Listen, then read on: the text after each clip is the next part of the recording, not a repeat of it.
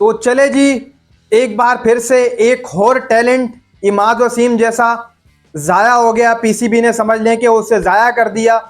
शिकवा किससे नहीं किया जाए पाकिस्तान क्रिकेट के अंदर, किससे किया जाए और किससे नहीं किया जाए, ये बात ना आपको समझ आएगी ना हमें समझ आएगी। क्योंकि इमाद वसीम को जिस तरीके से किया गया हमारे कैप्टन की तरफ से, बाबर आजम भी उन्हें पसंद नहीं किया करते थे कि दोस्ती यारी फिर वही क्रिकेट, जानबूझ के इमाद वसीम को शायद उस टाइम नहीं लाया गया। और अब इमाद वसीम से जब बर्दाश्त से एक काम जब ऊपर जाता है तो फिर अगला बंदा जो है वो पीछे हटना ही बेहतर समझता है। बात कर रहा हूं मैं इमाद वसीम की। इमाद वसीम ने आज रिटायरमेंट का ऐलान कर दिया है, क्रिकेट छोड़ दिए, T20 वनडे सब क्रिकेट जो है वो इमाद वसीम ने एक तरीक़ाकार से आपकी छोड़ दी है। समझ लो कि इमाद वसीम ने नहीं छोड़ी, इमाद वसीम से समझ लें कि छुड़वाई गई है। इमाद वसीम ने तो रिटायरमेंट दी नहीं है। देखो भाई, जब तक आपके साथ ज्यादती होगी ना, या फिर आप बर्दाश्त करेंगे, लेकिन जब बर्दाश्त खत्म हो जाएगी तो आप जो है वो जवाब दे देंगे। आप चाहे वो जिंदगी हो चाहे वो कोई, लेकिन जब तक आपके अंदर बर्दाश्त रहेगी तब तक आप रहेंगे। लेकिन जब बर्दाश्त खत्म हो जाएगी आप खुद आगे आ जाएंगे कि भाई मैं ये चीज करना ही नहीं चाहता। इमाद वसीम के साथ ज्यादती हुई, उसको सिलेक्ट नहीं किया गया वर्ल्ड कप के लिए। खास तौर पर मैं उनसे अब ये सवाल करना चाहता हूं कि जो लोग कहा करते थे कि चीफ सेलेक्टर साहब जब वर्ल्ड कप के स्क्वाड का ऐलान कर रहे थे, तो जब वहां उनसे सवाल किया गया था कि इमाद वसीम को नहीं रखा गया, तो उन्होंने आगे से जवाब दिया था कि इमाद वसीम तो भाई साहब वनडे का प्लेयर ही नहीं है। अगर भाई इमाद वसीम वनडे का प्लेयर नहीं है तो फिर मोहम्मद नवाज भी वनडे का प्लेयर नहीं है, चाचा इफ्तिखार भी वनडे का प्लेयर नहीं है, दो चार और गिनती करा दूं वो भी वनडे के प्लेयर नहीं है। तो भाई अगर इमाद वनडे का प्लेयर नहीं था ना, तो बाकी भी वनडे के प्लेयर नहीं थे, आपने उन्हें फिर भी सिलेक्ट किया। यहाँ पर सिर्फ वही खेल रहे थे जो इक्का दुक्की, जो एक दूसरे को खुद खिला रहे थे।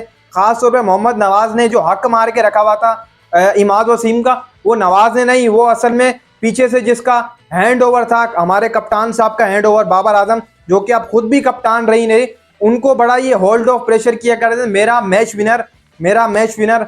भाई आप अगर किसी के साथ जाती करोगे तो आपके साथ लाजमी होगी। क्रिकेट में आज हमें वही देखने को मिला।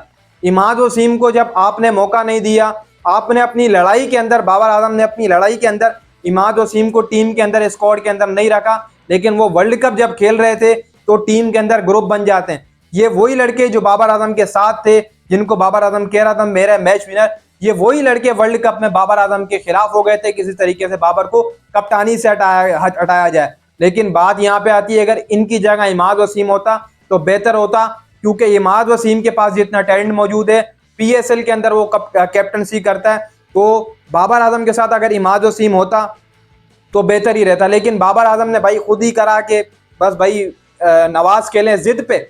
इसको कहते हैं कि आप जिद पे आकर जो है वो किसी का कैरियर खराब मत करें। आपने जिद पर आके एक बंदे का कैरियर जो है वो खराब कर दिया, उसका नाम है इमाद वसीम। और इमाद वसीम थक गया। आप अब कब तक एक बंदा कहता रहेगा यार मैं खेलना चाहता हूँ, मैं खेलना चाहता हूँ, मैं खेलना चाहता हूँ? क्या आपके सामने उसकी परफॉर्मेंस नहीं पड़ी हुई? क्या उसने कुछ परफॉर्म नहीं किया था? बेहतरीन परफॉर्मेंस थी उसकी PSL के अंदर। आपने उसकी परफॉर्मेंस देखकर, जब अफगानिस्तान टूर पे आप अफगानिस्तान के खिलाफ जो सीरीज हुई थी रमजान में, आपने जब उससे वो खिला ली, तो आपका आगे भी काम था। वर्ल्ड कप के अंदर भी उसकी सिलेक्शन होनी चाहिए थी।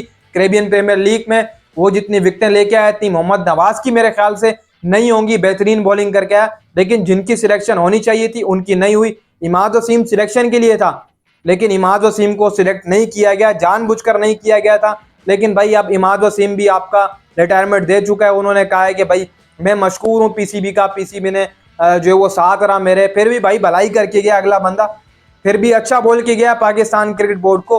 वो चाहता तो कुछ गलत भी बोल सकता था कि मुझे मौका नहीं दिया गया, लेकिन कुछ भी ये ज्यादती जब होती है तो इंसान बर्दाश्त नहीं कर सकता, वो पीछे हट जाता है या फिर आगे हो जाता है।